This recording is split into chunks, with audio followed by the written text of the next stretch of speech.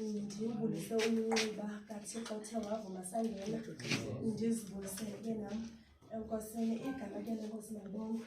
Ndinibulisa ke ngamazi nje mancinci ndithe ndisabona nina kwanga ndibona ubuso bukaThixo.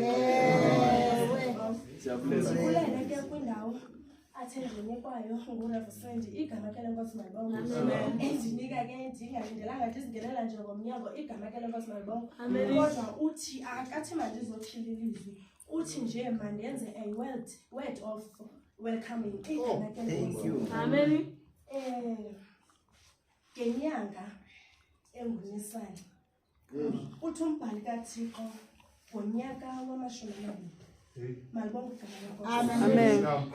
Iyavuka le ndoda uthi thatha iwayini ihambisela ukumkani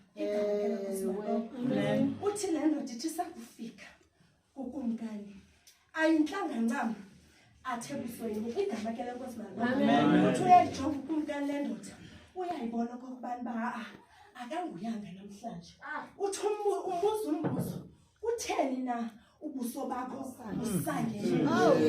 Uthi uyaphendula uNehemiya uthi kuzawuthini na kumkani ubuso bam ukuba kungasangani ngoba kaloku umzika bawo uthi uwile uthi amangcwaba woba omkhulu uthi agqobe inkunzi yenkomo igama ke lenkosi. Amen. Ke ngoku kumkani uthi ufuna kuthini na ke Nehemiya uthi uba kuthe kwalunga kuwe kumkani athi okokuba undikhulule ndiyokwakha umzi wobawo igama ke lenkosi. Uthi ufuna ntoni na ke uthi uhambo olu lwakho lawuba luhambo loxesha elingakanani igama lenkosi malibonke. Uthi uba kuthe kwalunga ebusweni bakho kumkani okubambamba undibhalela incwadi khona ukuze bandiyeke ndigqithe ndiyofika igama ke lenkosi.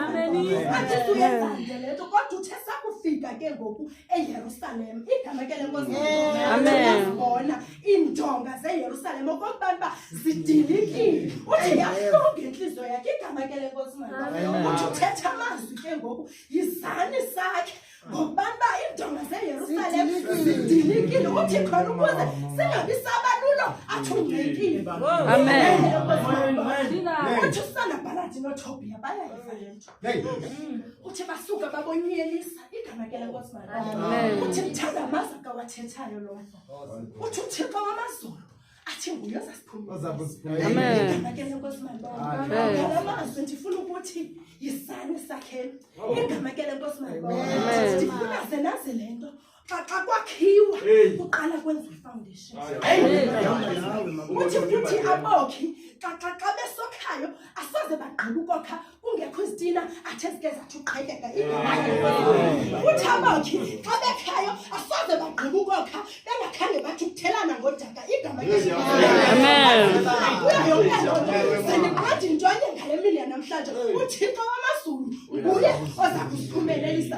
Ingafike nalapha ke bakhona uSanabhalathi athi abazophatha i-red pen bazokolekisha. Ndifuna ndiqonda into uThixo wamazulu nguye ozasiphumelelisa ngoko ke nina Yizani sakhe. Amen.